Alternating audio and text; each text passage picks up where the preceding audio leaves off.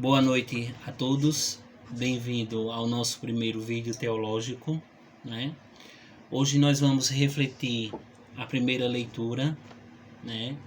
Domingo 18 de abril de 2021, que se encontrada em Atos dos Apóstolos, capítulo 3, versículo de 13 a 15, que diz o seguinte: Naqueles dias, Pedro se dirigiu ao povo, dizendo: O Deus de Abraão, de Isaque, de Jacó, o Deus de nossos antepassados, glorificou o seu servo Jesus. Vós entregaram e rejeitaram diante de Pilatos, que estava decidido a soltá-lo. Vós rejeitaram o santo e o justo, vós mataram o autor da vida, mas Deus o ressuscitou dos mortos, e disso nós somos testemunha. Palavra do Senhor, graças a Deus. Então, o primeiro fato teológico a qual nos chama a atenção é exatamente quando Pedro revela a verdadeira culpa da morte de Cristo e ao mesmo tempo revela a sua glorificação diante dos homens. Vocês podem me perguntar por que a verdadeira culpa? Porque, como a própria palavra diz, a primeira leitura diz em Atos dos Apóstolos 3, versículo de 13 a 15, ele diz que entregaram e rejeitaram Jesus. Se dá-se uma ideia de que, no decorrer da missão de Jesus, todo o povo, toda a sociedade, ela foi benéfica pelos sinais e prodígios de Deus. Quando chega o momento, o próprio povo ele rejeita e entrega Jesus às grandes autoridades da época. Quem eram as grandes autoridades da época? Era o sumo sacerdócio, que era conhecido também como o Sinédrio, o Sinédrio, né, que era constituído por grandes sumos sacerdotes, que eram considerados como doutores da lei, né? Conhecia toda a lei, toda a religiosidade da época. Então, Jesus foi entregue de uma forma como sendo um mentiroso, como que ele estava ali mentindo, blasfemando contra as leis. E nós, como seres humanos, acreditamos sempre naquele que tinha mais informações da lei, deixando Jesus de lado. Então, quando Pedro diz: vós entregaram e rejeitaram diante de Pilatos, quer dizer que nós mesmos temos as nossas culpas na morte de Cristo. Nós conhecemos os seus sinais, os seus prodígios, mas na hora da sua dificuldade como homem, nós o entregamos e nós o rejeitamos. Então esse é o primeiro fato que nós temos que observar. Nós, de qualquer forma, somos responsáveis naquele momento para a entrega de Cristo. Nós demos mais valor às coisas que o mundo nos ofereceu do que o próprio Cristo. Então é nesse sentido que Pedro quer dizer em Atos dos Apóstolos, quando ele diz novamente: entregaram e rejeitaram diante de Pilatos, pois Pilatos estava decidido a soltá-lo. E essa frase, essa passagem, ela reflete a antiga Páscoa dos judeus, que era de costume os políticos da época, os grandes poderosos da época, soltar um prisioneiro. E na época, quem estava sendo prisioneiro? Quem estava sendo acusado? Jesus e o grande ladrão Barrabás. E por uma cegueira espiritual e por incentivo dos sumos sacerdotes do Sinésio da época, o povo entregou, os nossos antepassados, o povo, como eu falei, entregou e rejeitou Jesus, dando a liberdade ao grande Barrabás. Com isso, pode-se destacar também que Deus estava triste.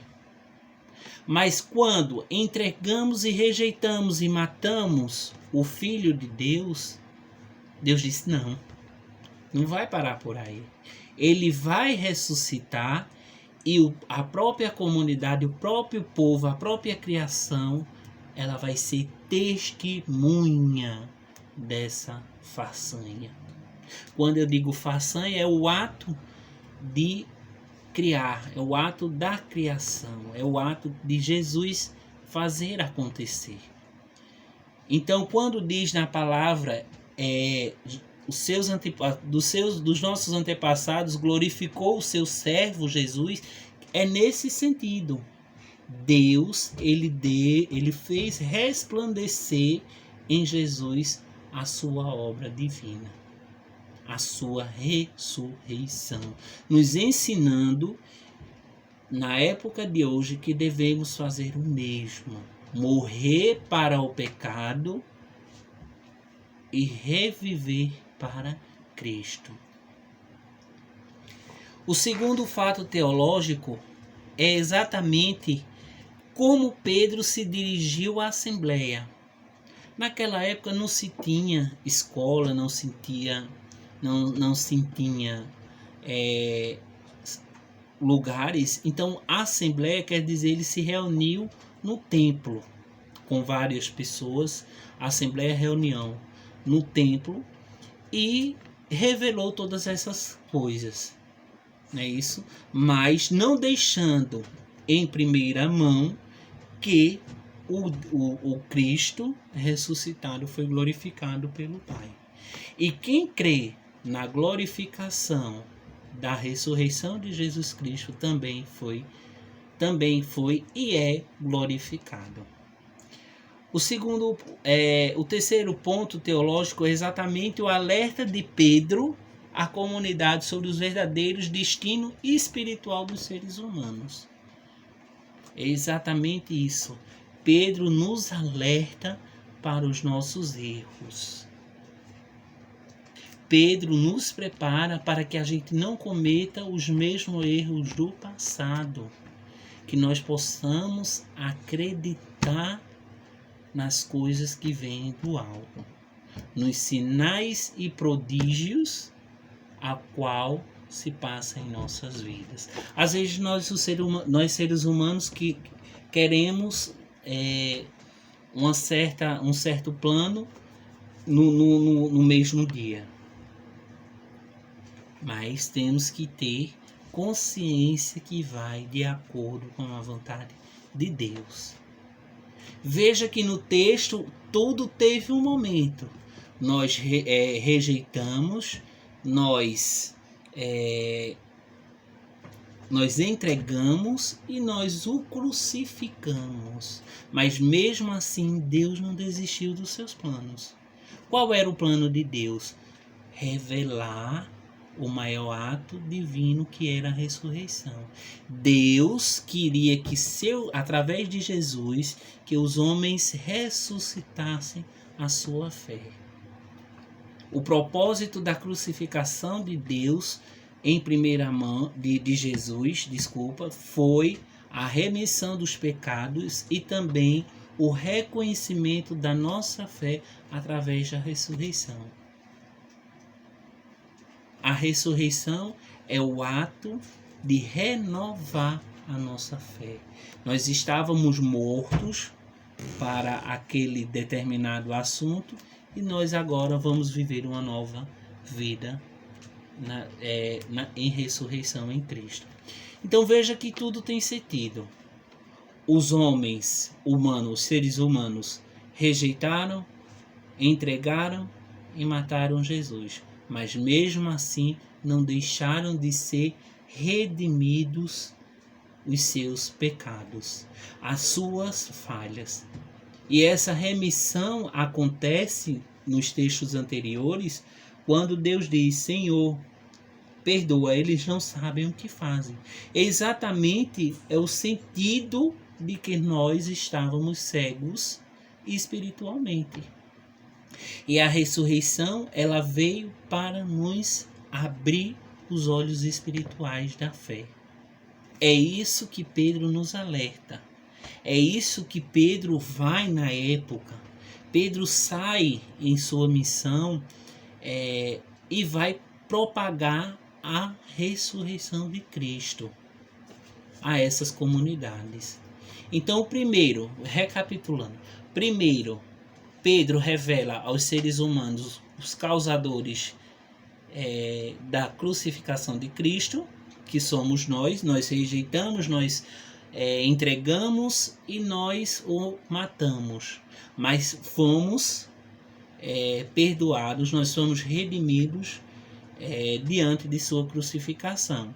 E com sua crucificação veio a sua glorificação através da ressurreição, que nos leva, que nós devemos também ser glorificado dentro desses passos. O quarto fato teológico é a revelação de Pedro em relação à glorificação de Jesus Cristo após sua crucificação pelos romanos e os judeus da época. Foi o que eu falei anteriormente, né? E também o quinto fato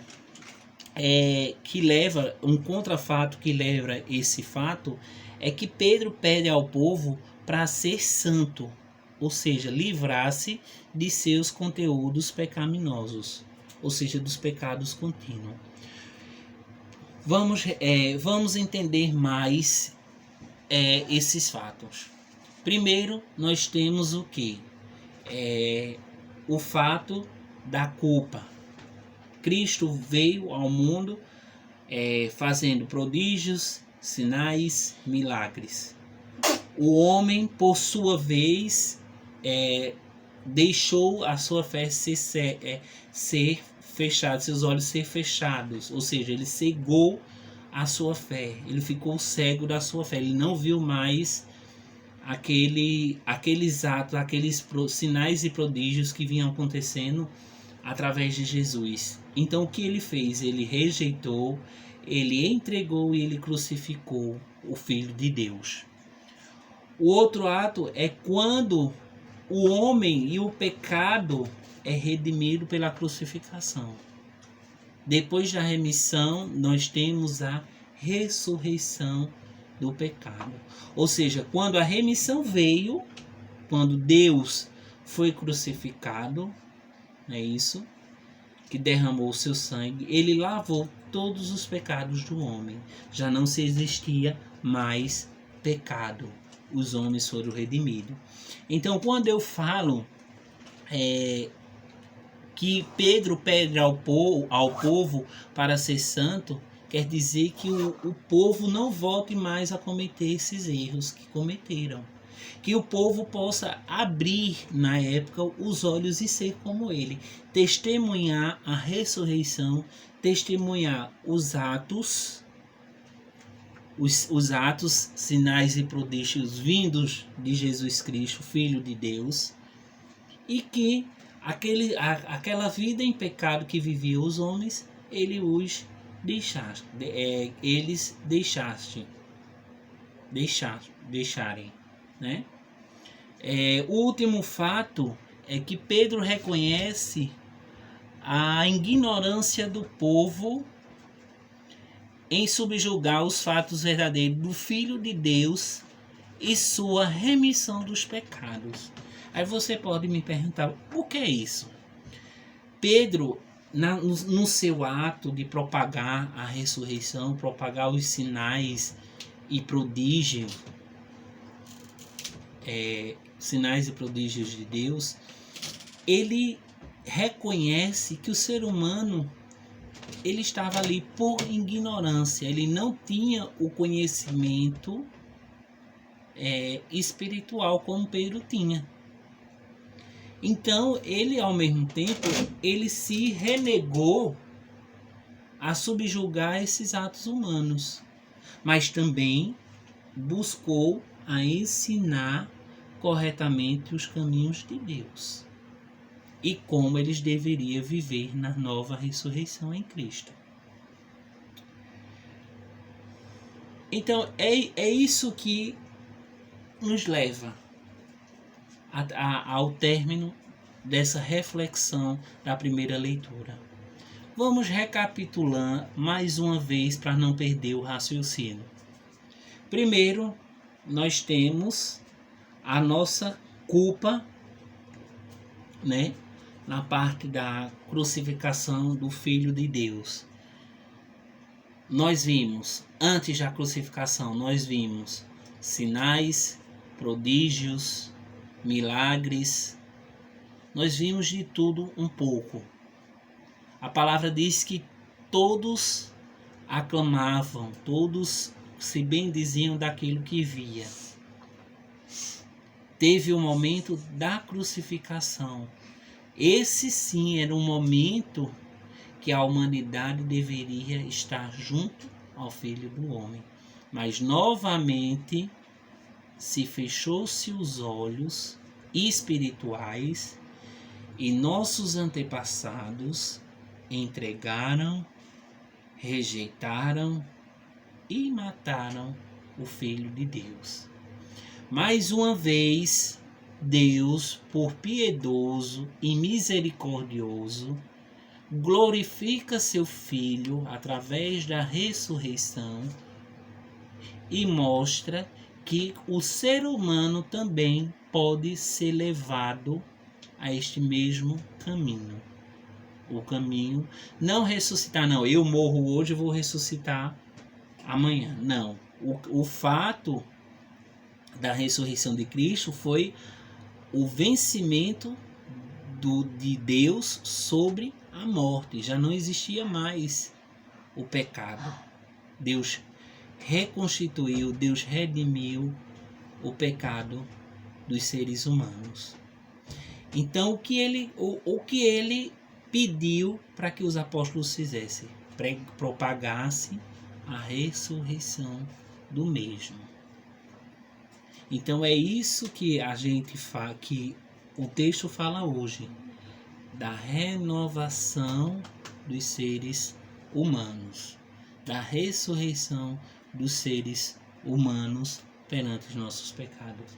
Eu sei que é difícil, a gente sabe como ser humano que é difícil se renovar, mas a própria palavra diz que temos que ser santo, nós temos que estar separado. Se o pecado vem, nós vamos ter que correr, temos que nos separar, nos livrar do pecado. Então é isso que Deus, a primeira leitura, ela fala hoje. Ela fala muito do alerta de Pedro, do ensinamento de Pedro pelos caminhos certos. Pedro ensinou a comunidade a como caminhar na ressurreição de Cristo. E ao mesmo tempo, Pedro reconhece que está precisando de quê? Do fundamento maior da ressurreição, que é o quê? A fé. Nós temos que ter a fé como a base na ressurreição. Sem fé, nós não vamos ressuscitar. Nós não vamos conseguir a nossa ressurreição. Então é isso que eu deixo para vocês refletirem. Como eu estou vivendo minha ressurreição? Será que eu estou fazendo certo os caminhos ensinados por Pedro para a minha ressurreição? O que é preciso para eu ter uma ressurreição em Deus? Então tudo isso nós temos que deixar para ser interpretado.